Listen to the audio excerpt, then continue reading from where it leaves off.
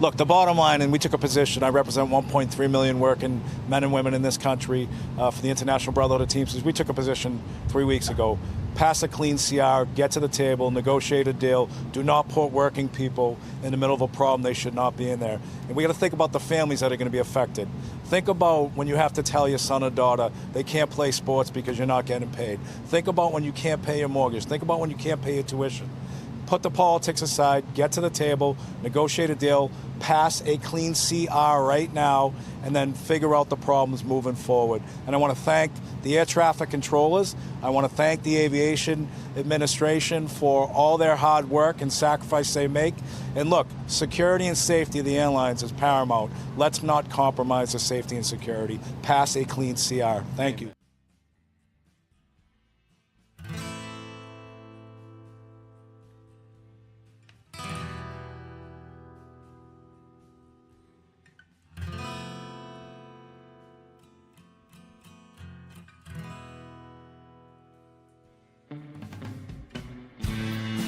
Well, hello there, partner. Go on and hang up your hat, grab yourself a whiskey, and pull up in the easy chair. We're coming off the range of 9 to 5s with a whole herd of news stories that we've been steaming over like a cow patty in the Texas heat. As they say, the chickens are finally coming home to roost. And we're here to ruffle some feathers and ensure accountability ain't just a concept, it's reality. It's that time where the day's drama casts its longest shadow. So let's light a candle to the chaos of current events, the whirlwind of politics, and the tangled webs of corruption that we find ourselves entwined by. It's time to ramble our way into the twilight. Welcome to Sunset Rants.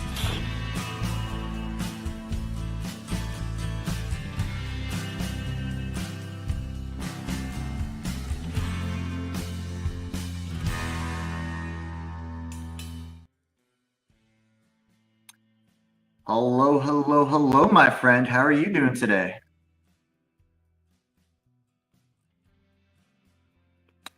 You are on mute, brother. One second, we got some little technical difficulties. What up? But team, you good to go on the audio, brother? Not yet? It's all right. We can wait a little bit. Team, welcome to Thursday edition of Sunset Rents, the last one of October. Our brother will be back in just a little bit. Just a little technical difficulties, but we got a few special things going on today. Stuff that comes down to the lockdowns. Let's see, what else do we have? Oh, looks like we got a bunch of stuff. Vance takes on Charlie's place, all the stuff. What do we got? No? Can you hear me now? I can hear you now, brother. God damn it, StreamYard. It happens. It happens. Hey, man, welcome to today's edition. How have you been? StreamYards went ahead and swapped my sources without my permission. One more time? Oh. Well, but no, it may not be a cold day in hell, but it is cold outside. Yeah, dude, it was I think it was like 84 last night, and I woke up, left my house around like 6:30, and it was like 50. And it was like it's a pretty decent drop for down here in the south. So, oh, don't worry, it was only 37 out here. We got our first freeze warning of the winter. Oh no, I'm sorry, man. Man. Oh, don't be mistaken. It's cold, but for me, I love it. I love it. Yeah. Like I would wear this in 37-degree weather. Yeah, but if you're comfy and you're enjoying it, that's all that matters. Oh, my coworkers are pissed at me because I tell them, "Hey, this weather's freaking nice," and they're telling me to frick off 8 ways to Sunday. Could only imagine why. Oh, don't worry, they're only used to 120. Yeah, but yeah, let's jump into it. For new people, man, tell them who you are. Man. No. You can find me at Lord Nevassa on Twitter, Twitch, and Nevassa on Kick. Where can they find you, Tay Tay? Yeah, so it's always the same as always. AP2Tay. That'll be my Instagram and my X accounts. And you want to know where you can find? You want to know where you can find both of us at the same time? Is at riseofmiddleamerica.com. Join us on the Discord. We've always got someone doing something. Always doing more production, more shows, more ideas. We always need producers. We always need help. If you're able to and you want to, definitely stop on by. Give us our little warm reception out in the Discord. That way everyone can get the ball rolling. But you want to know what's colder than the weather outside right now? You really want to know? The Antarctic. Close. DC relationships between Democrats and Republicans. Oh, is that so? Yeah, it's almost like a mini Cold War of sorts, you know? Like, everyone just can't see eye to eye. And it's for something incredibly, in my opinion, monotonously stupid. Oh, no, we both agree to that. It's insane. So, bearing that in mind, we know that we've been in a government shutdown for, 4 weeks now? Just about, yeah, if not slightly less. I'd say that ballpark. So, Democrats have gone ahead and rejected how many CRs from the Republicans just in the Senate? I don't know. How many? About 14. Holy shit. I was going to say like 10. But you want to know what is going to end at the beginning of November? Because they don't have money? November? October, first off. Second, SNAP benefits. Yeah. I feel bad for the people who actually do need them. Like, I truly feel for them. Oh, it's already bad enough that the military is not getting paid, but when you start cutting off the food, there's gonna be something going on. Like 100. And that's where we get to this article from The Hill. Quote, Senate GOP and Democrats looking for an off-ramp to end the shutdown next week. Excuse me. Senate Republicans and Democrats are trying to hammer out a proposal to end the 30-day government shutdown as soon as next week, as some centrist Democrats argue behind the scenes that their party has successfully highlighted rising healthcare costs and it's time to end the stalemate. Shutdown fatigue on Capitol Hill, oh, there's plenty of fatigue, all right, is growing as the government stoppage approaches the 1 month mark and the pain is increasing. With open enrollment for the Affordable Care Act's health insurance marketplace set to begin next month, some Democrats say the higher costs are already baked in because Republicans have steadfastly refused to negotiate a deal to extend enhanced subsidies that are due to expire at the end of December. Quote, my assessment is that we've won anything that we can possibly win, and the costs of continuing the shutdown are going to be felt by people who are going to food banks and federal employees, said one Democrat senator who requested anonymity to argue that any political benefit of extending the shutdown is about to be outweighed by the harms inflicted on ordinary Americans. A huge factor in this thinking is that Supplemental Nutritional Assistance Program, SNAP, benefits are due to expire Saturday, putting 42 million Americans at risk of not having enough to eat. Oh boy, oh boy, oh boy, oh boy, oh. The conviction that Americans, sorry. No, I'm just saying that's insane. 42 million Americans to swap their opinions on you overnight. Literally 42 million vote shift, as it were. The conviction that Americans are now aware that Republicans have declined to extend health insurance subsidies and the fear that consequences of the shutdown are about to get dramatically worse have Democratic senators looking for a face-saving exit from the standoff over the next week. I.e., they overplayed their hand. They bet the House against themselves, and they lost. How did they not think that was going to happen, though? Like, I haven't heard like one actual like anyone say anything.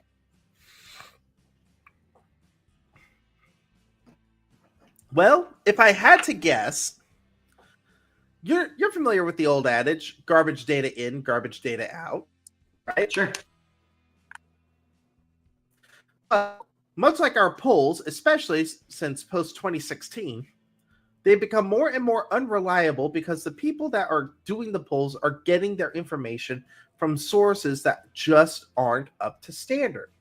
And what they thought was going to be good for the Democratic Party at the national level is only sourced from people in states like New York and California.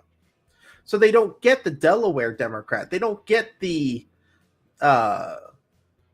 North Carolina Democrat. They don't get the swing state Democrats that they can flip on a dime because they are informed, quote, quote, independent or center-left people. So it's like Mamdani, for example, being in the New York City mayoral race, he's only running because of the hardcore extreme left that's populated New York City, but he would never survive in like Kansas, where there's a Republican legislature but a Democrat governor.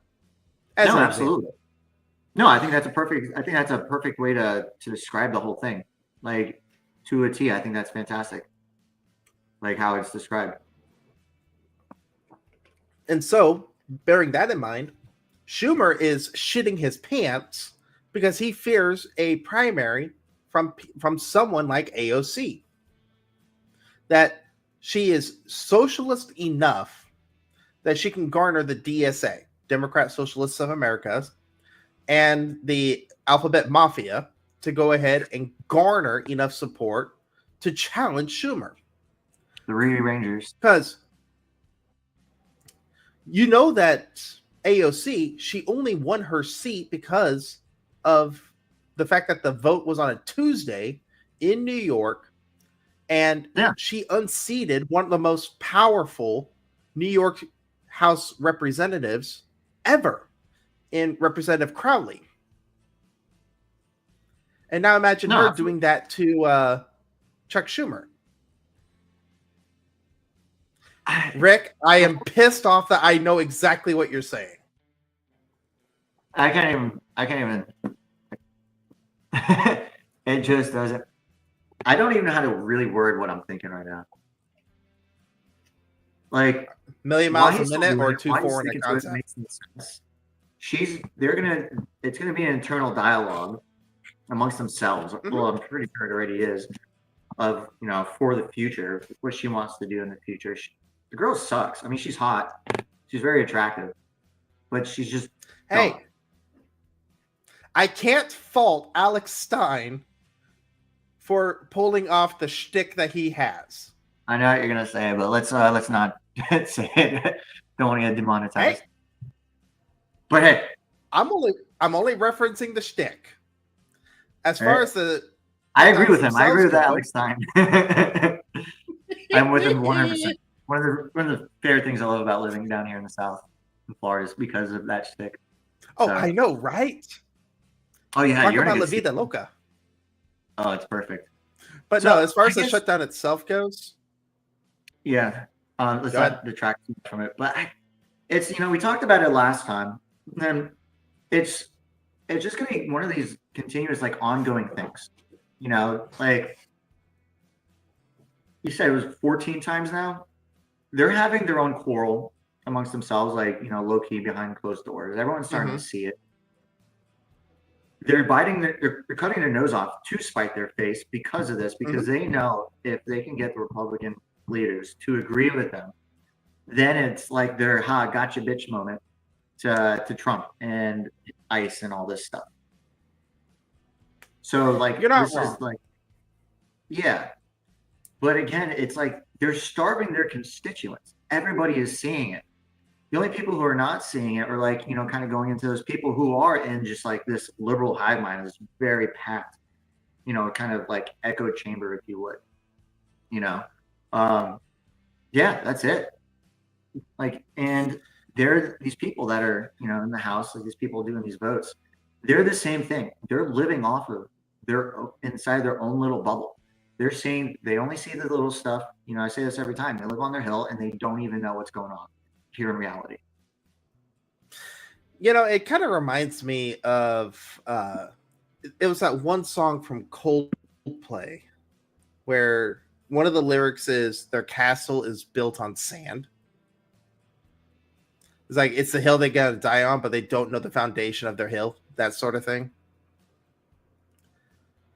But if I heard it, I would agree with you because I know a lot of Livin' La Vida. Sorry, Viva La Vida. That's the song. But no, as far as the Democrats go, we already know that John Fetterman is more than happy to go ahead and play ball with the Republicans because at the end of the day, he's made it clear that he is a principled Democrat and he's going to have his seat secured pretty safe. Yeah. Because of the fact that he's shown that he's willing to compromise for the betterment of Pennsylvania. Yeah. And that's exactly what Pennsylvania wants, for better or worse. And then as far as other Democrats that are on the hot seat, John Ossoff has to have his seat boiling hot in Georgia. It still comes back to, for what you're saying, like for Fetterman, like for who his constituents are, like the city, the demographic, not even just so much as like, like race and gender and stuff, but just like the demographic of who the people he represents is for like, for the state. And it's the same idea for how he is, and he can be, he can have that lacks to like, for the compromise, which that's supposed to be how it is, not just steamroll and like, nope, not gonna listen to you. It's like, hey, you're standing in boiling water. Nope, do not care. And that's exactly what the Hill's doing. So for him to be able to do that, I think it's great. Now, how well it's going to last him, as far as like, I think it'll keep him where he's at, but his ability to play with the other people in his sandbox, it's going to be harder for him. But I think that might be his benefit because it'll show exactly what's going on. I don't think so. And I say that because Pennsylvania as a state, yes, you have your extremists on both sides, and rightfully so. It's part of the human experience. But for Fetterman, in his case, he is so down to earth. The fact that he has embraced the hoodie in Congress, in basketball, exactly. He's a layman. He is a typical blue collar, I don't give a damn senator. He's able to reflect that in his constituents and his votes. So as far as Fetterman goes, I think he's going to be there for at least 2 terms. That's what I'm saying. Like the people will realize it. Like exactly, people who represent will do it. But I'm saying like everyone else, in the conjoining states, everyone else will start to see like, because they're really not too far off. It's just like once you get in the city, like once you get in like these like these cells, if you would, that's when things start to change. Like if you go to like New York, for instance, most of New York is Republican. Like once you get out of the city, people think for themselves. People are don't get me wrong, they still have a lot of like democratic views, like different stuff, which is fine. That's completely okay. But they don't just have this like vote blue no matter who mentality. And Fetterman that's what I like about him. That's what he represents, not the vote blue no matter who idea. It's you could be free thinking, you could talk to people, you can understand other people, but there's a line to draw. Then just like follow blindly. And it would behoove other people that are surrounding him as far as like states that start taking that, because they're digging themselves a hole, like the Democrats, like in Senate, they're digging themselves a hole. And I can guarantee you, when it's time for voting, and they start the people that are on Snap, whether Black, white, Asian, Indian, whatever, all the people who are like underprivileged as far as like, just income, and not even the abusers, but even them too, their food's going away. Mm-hmm. And that's when trouble will start happening. It happens in the animal kingdom. It happens with us. When food happens, revolt happens. Like lack of food comes into revolt. Now, whether it's going to be like violence and stealing or not, we'll see. Well, I could definitely tell you that Fetterman and Ossoff are flipping at a moment's notice for anything to actually pass the Senate. Ossoff has to keep his seat because he's up for election in 26 in Georgia. And then Angus King, I believe he's also up for re-election in Maine as an independent. But Angus King caucuses with the Democrats, similar to Bernie Sanders. But I'm going through Senate.gov, seeing which states have Democrats and Republican senators. And I can easily see 7 Democrats flipping if the pressure gets too high or too hot, especially in states like Michigan. I actually had to look up who the other senator was out of New York because I completely forgot who that was because Schumer's been in the spotlight. But it's actually Kirsten Gillibrand. Yeah. Oh, easy. Easy. These two right here. Jackie Rosen and Catherine Cortez Masto. These two are out of Nevada. Vegas is already hurt. You're going to make a difference, though? Like if they do?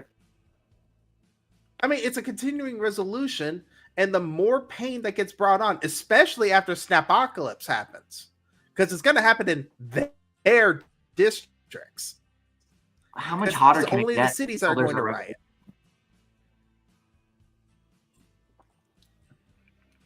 Like this, Well, the breaking point. The breaking point as is now. The breaking point is like 100% now. Well, let me put it to you this way: as a sailor, much like anybody that served in the military, you can't run a war on an empty stomach. Yeah, I'm telling you. Once that script switches over, it's going to be a big deal. Well, you brought up a big deal, and yeah, it's a big deal, all right. But flipping the script, as you had said earlier, apparently a very, very special person went ahead and took up the mantle of Charlie Kirk for one night and one night only in a very, very monkey business state in Mississippi. Are you familiar with? Yes. So yesterday's episode of Sunset Rants was all about the monkey business going on in Mississippi. And for some reason, I don't know why, don't know how, JD Vance, our vice president, took up the mantle of Charlie Kirk at the University of Mississippi. I am calling it now. They planted the monkey business right before he showed up. You think so? You? I mean, they're going to. They're going to be like, oh, everyone come up, everyone come through. But I'm glad that he did, though. Oh, absolutely. A man of many firsts. This is another. Like, so you want to read it or me? Oh, no. This one's yours, man. All I was going to say is JD Vance being a pallbearer. That's a first as VP. It was wholesome, to say the least. Like I definitely hit a note for, I think, for a lot of people. So this one's come from NBC News. University of Mississippi. Vice President J.D. Vance recalled here Wednesday an angry phone call from conservative activist Charlie Kirk in months before his death. An example, Vance said, of his late friend's commitment to firm but polite debate. Kirk, Vance said, was worried whether President Donald Trump's posture in the Middle East would lead to a long and protracted military conflict involving U.S. troops. Vance, speaking to supporters of Kirk's Turning Point USA organization at University of Mississippi, called it a great moment for our country and for his friendship with Kirk, because friendship is not just about telling everyone what they want to hear. This is true. He's said that many times. It's about having trust in another human being, that you can tell them they're wrong and actually encourage them to change their mind, or in that case, not necessarily even tell them that we were wrong, but make sure we're thinking about all the options, Vance had. Kirk, 31, was killed during an appearance last month in Utah Valley University. Kirk, a conservative activist, was a close ally of Vance and Trump, was known for taking his message to college campuses, energizing others on the right, and relishing debate with those on the left. Vance, 41. Oh, well, I didn't realize he was that young. Oh, my God. yeah. He's not much older than I am. Shit, what have I done with my life? I feel like a loser. Here's a mirror. Is known for enjoying combative repartee, new words for me, with his critics on social media. Taking a page from Kurt, he also took questions from the audience Wednesday night, several of them from students who grilled him about issues ranging from religion to immigration. I make no apologies for believing that Christianity is a pathway to God, Vance said in response to a student who is concerned about prayer in public schools. I make no apologies for thinking that Christian values are an important foundation of this country, but I'm not going to force you to believe in anything because that's not what God wants. That's not what I want. Vance sparred a bit with a young woman who peppered him with questions about his interfaith marriage. Second Lady Usha Vance is Hindu and his desire to limit legal immigration. I'm going to finish answering the question, and then, if I've answered all 9 of your questions in less than 15 minutes, he said sarcastically to laughter during the exchange. What is the exact number of immigrants America should accept in the future? Vance asked and concluded his answer to her. Right now, that answer is far less than we've been accepting. We've got to become a common community again. You can't do that when you have such high numbers of immigration. His last question came from a young woman who asked about Trump's push to defeat Thomas Massie of Kentucky, who has opposed key parts of Trump's agenda. In the GOP primary next year, Vance, sorry, I don't got my glasses on. Vance began his answer on a personal note, recalling that he had become friendly with Massie before entering politics. Being independent, having your own opinions is one thing, Vance said. It's not one issue. It's not 3 or 4 issues. It's that every time that you've needed Thomas for a vote, he is completely unwilling to prove it. And that's why the President of the United States has trained his ire on Thomas Massie. It's because we can never count on him for some of the most difficult votes, which is something I know. So I'm glad that God actually just acknowledged.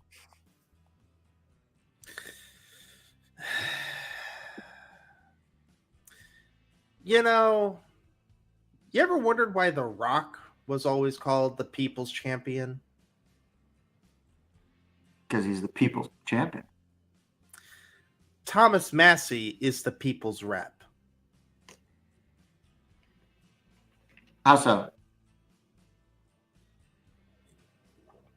Thomas Massie has enough chutzpah, enough huevos, if you will, to tell things the way they are. The fact that he has a portable debt clock tracker on his person at all times. He's a kooky farmer that got elected in Kentucky and has literally given no fricks about what he has said to people, left, right, and center. Hell, he told Tim Pool to frick off one time because Tim Pool was making no sense. He does tend to do that sometimes. And that's why people love him. It's like Fetterman should aspire to be a Thomas Massie, but in the Senate. I really don't know too much about him. I know, but I've never. This is why I am. You're right, godly producer. He made the debt clock himself. But him and Rand Paul, I am envious of the state of Kentucky. I really am. Because Kentucky ain't got no time for that. I mean, our producer's from Kentucky. He sings that all day. Oh, do not be mistaken. That's one of the that's one of the very, very few banners that the state of Kentucky has on display, if you will. Like them data boys. We've got Thomas Massie. But then there's a completely different issue that I also want to praise Kentucky about, but that's not for here. But no, as far as Vance... Oh, absolutely. But Vance taking up the mantle of Charlie Kirk for one day in Mississippi. I know why. I know why Vance is doing this. And part of it stems from the Voting Rights Act that's being challenged in the Supreme Court this term. Basically, you ever heard of the concept of a minority majority district? Yeah. No, absolutely. So Benny Thompson out of Mississippi. This is his district in Mississippi. And this district exists only because of the Voting Rights Act. So then it comes down to, if you change it back to, because it's no longer needed, like all intents and purposes, then that the left will start claiming it's racist. And it's like, no, we're just resetting it back to normality like everybody else has. No, it's racist for people to believe that, in the words of Ketanji Brown Jackson, that being black is a disability that entitles you to a district. It's so sad that people think that race even matters when it comes to just free thinking and just having opinions. Well, did you know that scientists were unable to differentiate the DNA of a black kid and a white kid at the DNA level? Now I do. Yeah. They took, I think, 24 strands of DNA, and they could not tell the difference between DNA of a black kid and DNA of a white kid. Could not. If that's the case, this is completely off topic. But I didn't know this. So that makes, whenever I hear like DNA and like checking stuff, I always think of dinosaurs. So now I'm just thinking of like purple and green dinosaurs. Sorry, Careful so now. off topic. Careful now. You don't want to go full Barney style. Never go full Barney style. Everyone knows you go full Barney. Yeah, but it's just silly that the fact, like, I think it's great that Vance went up there. You know, I didn't get a chance to watch everything. You know, after the stream, I'll probably, before I go to bed, I'll do it because I got to wake up wicked early. But it's the fact that even that is a discussion to where it's like, hey, you don't need this anymore. Like, you don't need this leverage, because now like back when it happened, like when it was created, there was a reason for it, but now that there's not a reason, it's like, okay, awesome.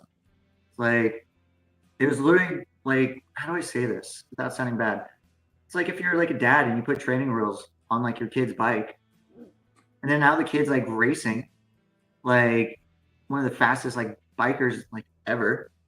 And then he's like, you take off the training wheels because you don't need it. And then like the kid like freaks out, thinks he's getting punished. He's like, no. Probably not the best metaphor to use. So sorry if it. No. I'll tell it like it is. The Democrats are still pissed off that we freed their slaves. I can't believe you just. Yeah, I mean, what was it, 18? They haven't changed. You know they years. haven't changed. Hell, one of the worst presidents in American history was an avowed racist named Woodrow Wilson. Yeah, it's funny for Democrats. If you're anti-pandering, you're racist. But if you're for pandering, you're also racist. But only if you're not Democrat. Isn't that still Schrodinger's racist, though? It is. It's the same box. Painted blue or painted red, it's still Schrodinger's racist. But no, like you'd mentioned earlier, things here in the States, they're getting hot. And with the snappocalypse about to happen, if the resolution doesn't get passed by the 1st of November, they're going to get super explosively hot, violent even. Which I find it kind of apropos that we're about to experience a metric butt ton of violence never before seen, even more violent than the Rodney King protests and the George Floyd protests put together. But you want to know what's only hotter than that? You want to know what's hotter than that? Tell me. Nukes. Oh, the nukes. We gotta do. We're testing the nukes. We're testing all the nukes. We have the largest nukes. No nukes are bigger than ours. I have the longest nuke ever. Don't worry about Russia's. The longest nuke ever. It's the longest. From Reuters. Trump tells Pentagon to resume testing U.S. nuclear weapons. Oh, God. From Busan, South Korea. President Trump is currently in a meeting with ASEAN nations at the moment, so that's why this is coming out of South Korea. So, President Donald Trump on Thursday ordered the U.S. military to immediately restart the process for testing nuclear weapons after a halt of 33 years, a move that appeared to be a message to rival nuclear powers China and Russia. Trump made the surprise announcement on Truth Social while aboard his Marine One helicopter flying to meet Chinese President Xi Jinping for a trade negotiating session in Busan, South Korea. Busan, South Korea is a port town. Okay. Because of other countries' testing programs, I have instructed the Department of War to start testing our nuclear weapons on an equal basis. That process will begin immediately, Trump posted. Russia is second and China is a distant third, but will be even within 5 years. It was not immediately clear whether Trump was referring to nuclear explosive testing, which would be carried out by the National Nuclear Security Administration, or flight testing of nuclear-capable missiles. No nuclear power, other than North Korea most recently in 2017, has carried out explosive nuclear testing in over 25 years. Post-Soviet Russia has never tested. The Soviet Union last tested in 1990 and China in 1996. Trump's fellow Republican, President George H.W. Bush, announced a U.S. testing moratorium in 1992 after the last U.S. test in September that year. Russia, which tested a new nuclear-powered cruise missile on October 21st, held nuclear readiness drills on October 22nd, and tested a new nuclear-powered autonomous torpedo on October 28th, said it hoped Trump had been properly informed that Moscow had not tested an actual nuclear weapon itself. President Trump mentioned in his statement that other countries are engaged in testing nuclear weapons. Until now, we didn't know that anyone was testing, Kremlin spokesman Dmitry Peskov told reporters. Putin, who commands the world's biggest arsenal of nuclear warheads, that don't work, has repeatedly said that if any country tests a nuclear weapon, then Russia will do so too. Xi Jinping has more than doubled China's nuclear warhead arsenal to an estimated 600 nuclear weapons in the past 5 years, while Russia President Vladimir Putin has tested 2 nuclear-powered weapons in recent days. China's foreign ministry called the U.S. to abide by its commitment to a moratorium on nuclear testing and uphold the global strategic balance and stability. Okay, we get it. The UN expresses alarm. The UN calls out the United States because we're reckless, being dangerous. Meanwhile, the UN is instituting Article 20, I believe it's Article 21 or Project 2026. I don't know. Agenda 30. The UN can go fuck itself. But all this means is with a nuclear powered cruise missile, it is stupid. What do you mean? A nuclear powered missile? Yes. You said nuclear powered weapon, so like I was thinking like a ship or like some kind of ship or something. No, the nuclear powered cruise missile is stupid. The reason why it's stupid. Well, the U.S. tested that out in the 60s and said it doesn't make sense. The reason why it doesn't make sense just flies around so it runs out of steam, literally. Pretty much. But no, the reason why the reason why it's stupid, mostly because the amount of energy and cost it takes to make a nuclear powered cruise missile, you get the conventional power for like a third of the cost. So you're able to poop 3 cruise missiles of conventional fuel for 1 nuclear powered fuel. And even then, if the missile gets hit, now you've just contaminated all the freaking ground that the missile was trying to hit. Now, the nuclear-powered cruise missile, give me just a sec. The nuclear-powered cruise missile is stupid. But the nuclear-tipped torpedo, that's very dangerous.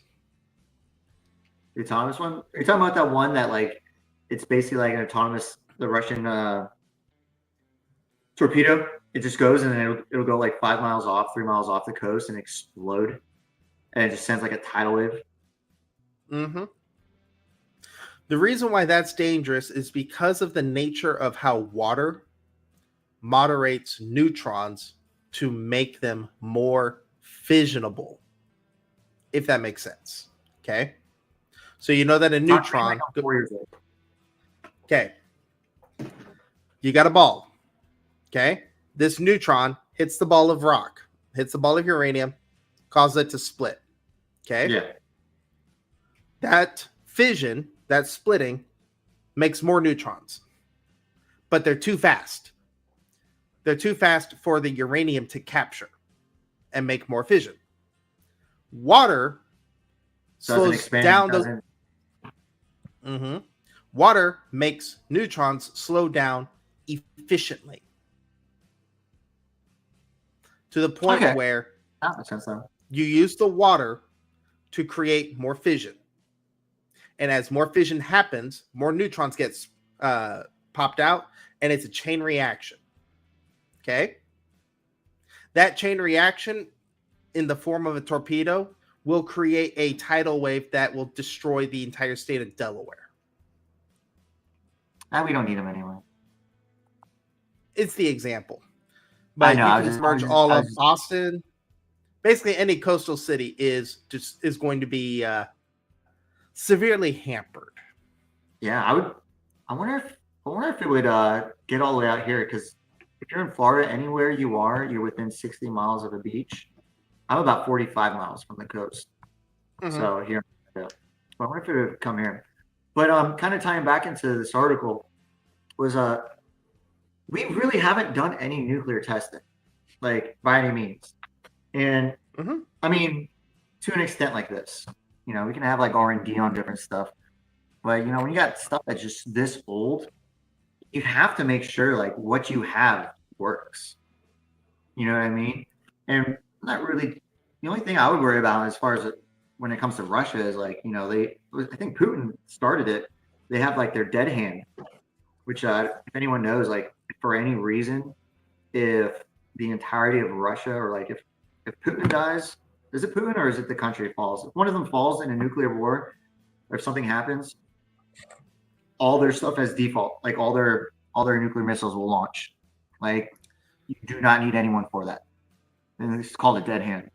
Like you go, like from Terminator 2 when they're it's similar to a dead man switch. Yeah, that's exactly it.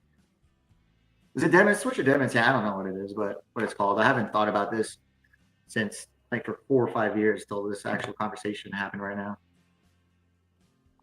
Careful now, producer, allegedly. Those supercomputers might be infected with liberalism AI. So those nuclear detonations might be woke. I wonder. What do you wonder? What do you wonder? What do you ponder?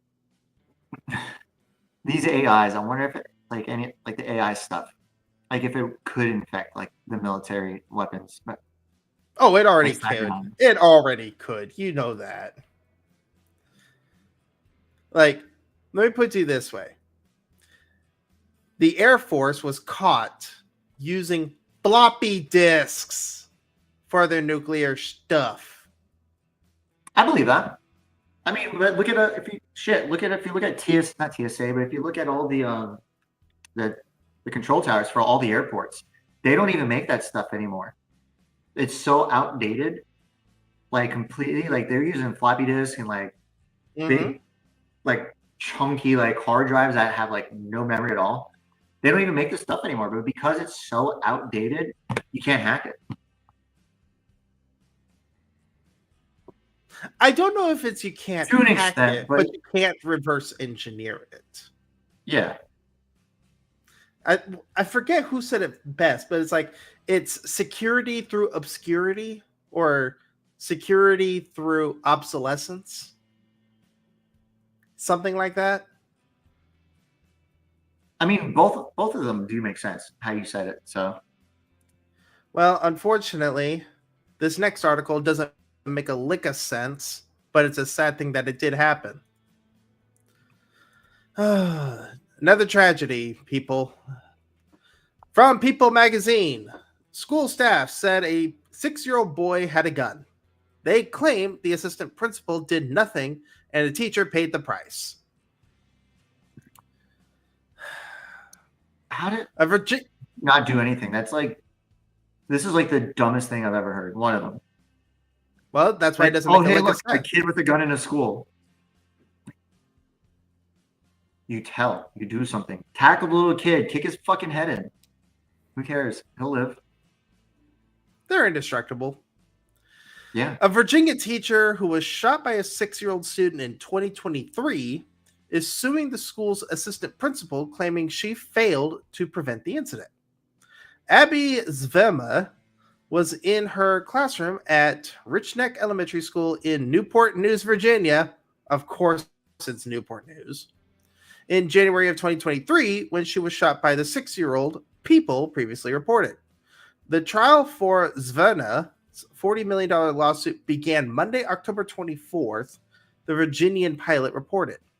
The lawsuit previously obtained by People names former school assistant principal Ebony Parker as a defendant and accuses her of failing to act on multiple reports that the student had a gun. The suit also states that Zvena suffers from physical pain and mental anguish.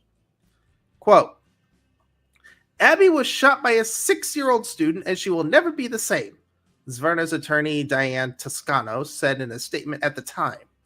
She has endured 4 surgeries and still has a bullet lodged inside her. 4 different people came forward with concerns to Parker about the student on the day of the shooting, the lawsuit alleges. During opening statements, Toscano claimed that Parker did not act on her authority to search the student or remove him from school, the Associated Press reported. The AP further reported that the lawsuit initially listed other defendants, but Parker is now the sole defendant. Quote, no one could have imagined that a 6-year-old first-grade student would bring a firearm into a school, Parker's attorney, Daniel Hogan, said in his opening statements. According to the AP, quote, you will be able to judge for yourself whether or not this was foreseeable. That's the heart of this case. Hogan also reportedly mentioned hindsight bias in his statements and said it was unfair to judge his client's decisions based on, quote, stuff that came up after the fact, unquote, per the AP. Parker is also facing child abuse charges connected to the incident, according to the Virginia court records. The child's mother, this one's important, the child's mother was previously sentenced to nearly 4 years in prison on child neglect charges and federal gun charges, according to the AP. So, the mother was already sentenced for child neglect. Okay? But now the teacher is suing the principal.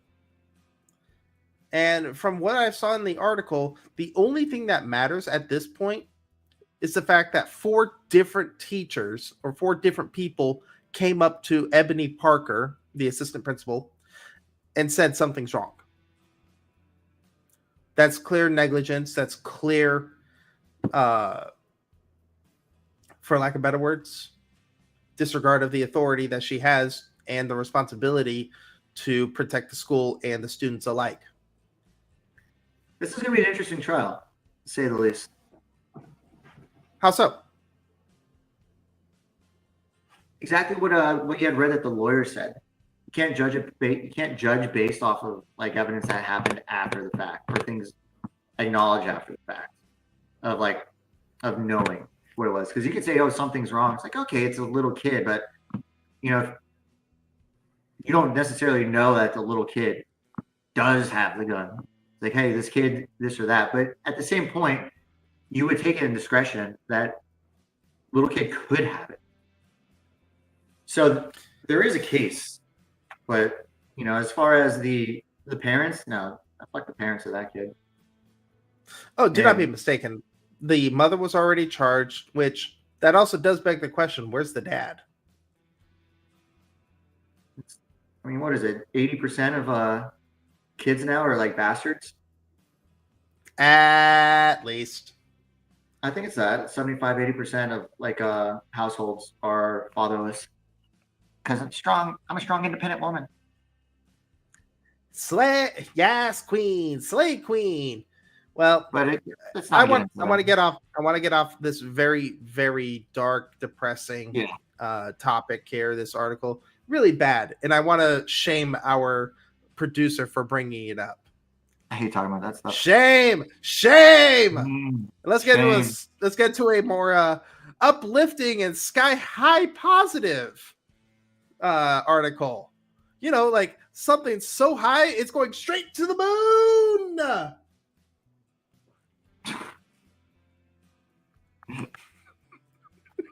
I couldn't help it. Your turn. All right. So this one's coming from space.com. SpaceX Falcon Heavy launch of private Griffin moon lander delayed to 2026. But why? I mean, this is really cool. Look at that. I like how they kept it like that. That design. SpaceX's next mission to the moon and the next launch of its triple booster Falcon Heavy rocket has slipped to no earlier than July 2026. Okay, that's not too bad. But Astrobotics Griffin 1 lunar lander carrying NASA and commercial payloads that include rovers from hold on one second. Yeah, I gotta change this. I got like some wicked glare. Oh, so that's what's making all the noise. Yeah, like it's right here in my face. I cannot see. So, anyways, you started to get blasted. Anyway, I just started blasting. Just a little long before its planned excursion to the moon. The mission had previously targeted a launch at the end of 2025. Apparently missed that deadline, according to Astrobotic update posted on October 24th. The mission will mark Astrobotic. It's such a weird word to say. Second attempt at a lunar landing after its Peregrine mission 1 in January 2024 failed to reach the moon after experiencing a propellant leak shortly after launch. Griffin is undergoing payload integration and software testing at the Pennsylvania company's facility, where propulsion testing and avionics validations are currently underway. Let's see what we got. So they're just making sure it's just not going to fuck up then. Hey, see, like, better than what NASA did with Challenger. But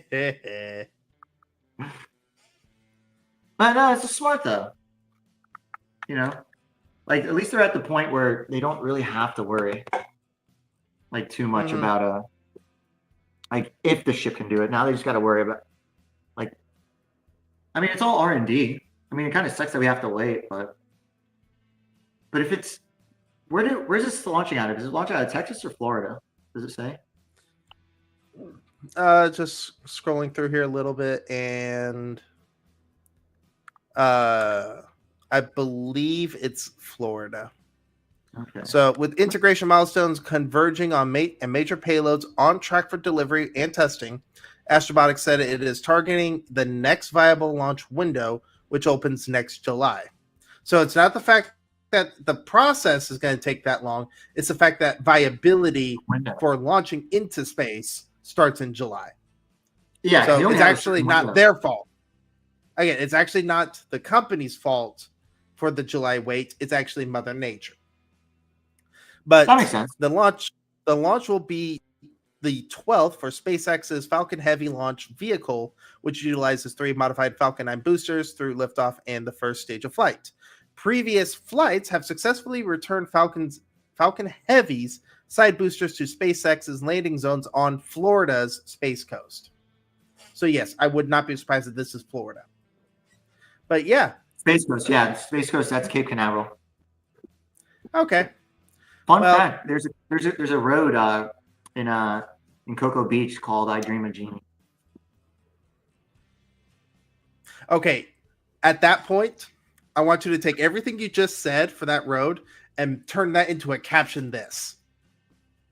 And see what the AI spits out. Because that's what we need to do right now. Caption this.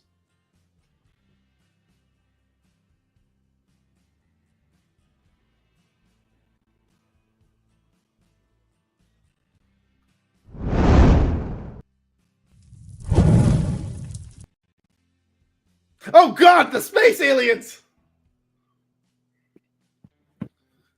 Oh God! Is that what's her face? What's the one on the left looks like? I don't know, but the one on the left looks like Marilyn Manson if he went trans. Oh God! So every caption this, every episode Sunset Rants, you guys put in a quote or a statement to caption this AI generated photo. However, there is a caveat. If you are able to guess the prompt used to generate this image, according to our allegedly godly producer, you win. Angelina Jolie.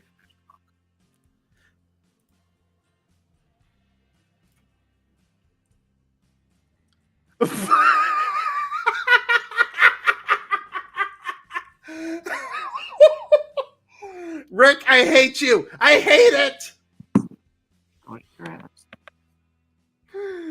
Tectone's first appearance on Star Trek. I don't. Who's Tectone? I keep seeing him on this stuff, but I don't know anything about him. Streamer, political streamer. Oh, okay. Like think of someone exact opposite of Destiny, and that's Tectone. I love him. Oh, do not be mistaken. Tectone probably has more testosterone in one drop of blood than Destiny has in his entire body. Destiny doesn't have anything. No, he definitely has Trump derangement syndrome. Oh God. I got a good one. Oh, I've got a few good ones.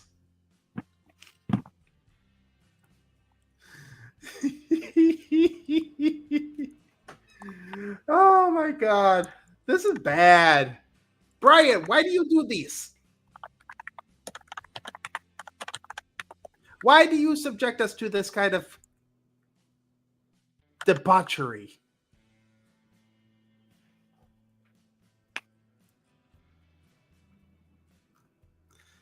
But no,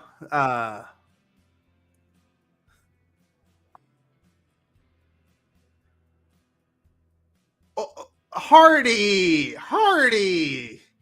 That's a double entendre, good sir. Oh, God. Okay, at least it was made with grok this time. You read it? Oh, my. Iris! Oh, my God.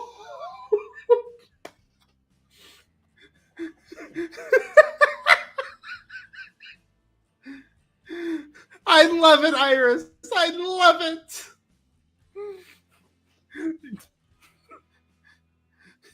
Did you read what Iris put Habsburg. in? Habsburg alien biology.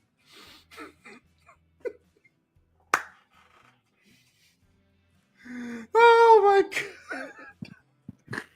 That got me. That got me way too good.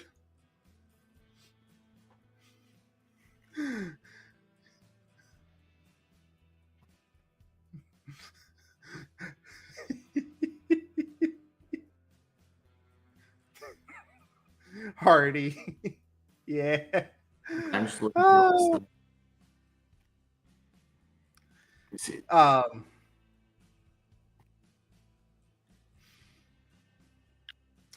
Oh my god. That was good. Brian, if you can bring up the AI image real quick, I just want to point something out.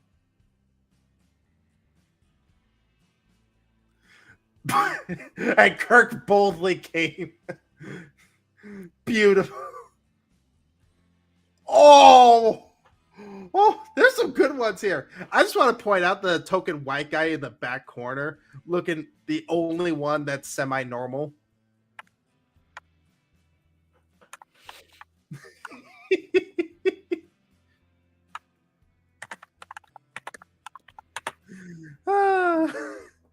But no.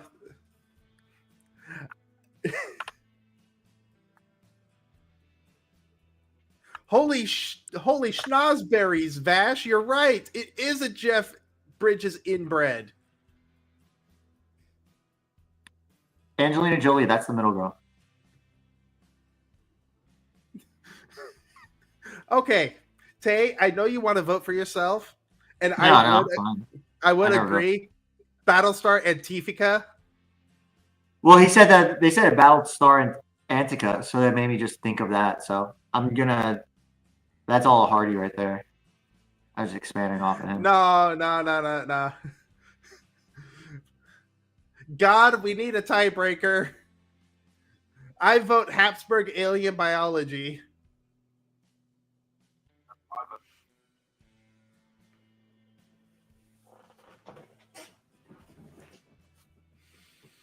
Oh, I love it.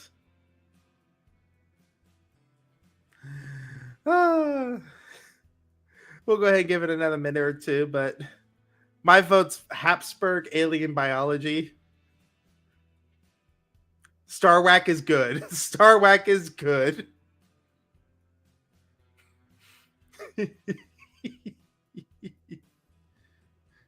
Actually, Brian, what was the prompt for this? If you can put it in chat. It was command crew of 31 Atlas. Ooh. Petri dish family photo.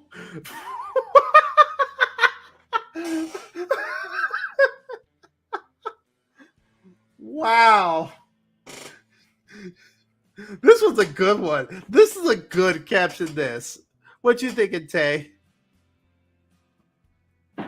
Like Battlestar Antifica, that's really good. I gotta give credit to you. No, that goes to Hardy all day. I vote Habsburg Alien Biology. I'll take that one. I like it. Iris, thank you.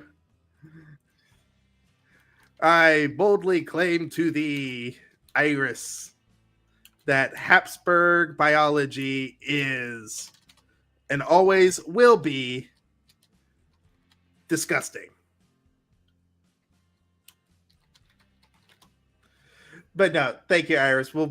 I will definitely make sure this gets turned into a t-shirt. Ew, Hardy, no. Ew. Brother, ew. I was like a box of test tubes. The more you think about it, the worse it gets. But no, thank you guys for the caption. This personally, my week was long as hell, so I needed the uplifting humor, if you will. But no, that'll do it for this episode of Caption This. Tay, where can they find you? Yeah, so it's super easy. AP2 Tay. It'll be my thing. You'll be able to find me on X, and then same thing on Instagram, but there'll be underscore between the two. Well, after the two. It's kind of hard to vocalize. AP2 I mean, of course. underscore. I mean, it is kind of hard to vocalize that when you got that Habsburg alien biology running through you. Shut up. But you can find me on Twitter at Lord Nevassa, Twitch Lord Nevassa, Kick just Nevassa. Thank you, Brian, for putting up with our BS today.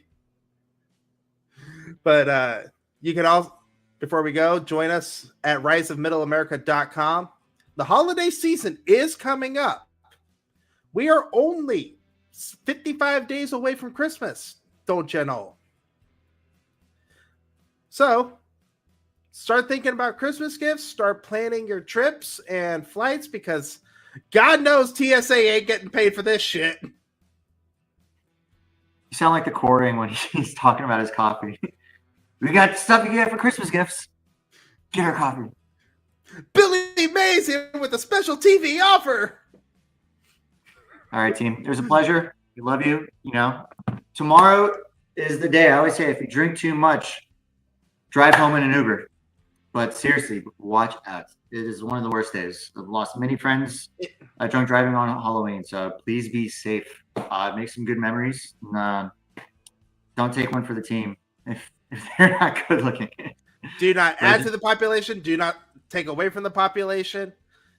For everyone that is doing trick-or-treating, enjoy a safe but festive trick-or-treating. If you guys do trunk-or-treats, that's also extremely beneficial, but stay safe, like Tay said. There is absolutely no reason for a DUI, no reason to drive drunk, period. You got Uber, Lyft, hell, now Tesla. Oh, yeah, that's right. But till then, I will see you guys on Tuesday. Thank you so much, and love you. Bye. So I got to thinking, there's MAHA, Make America Healthy Again. MAGA, Make America Great Again. But what we really need to do is make America follow the Constitution again. Motherfucker.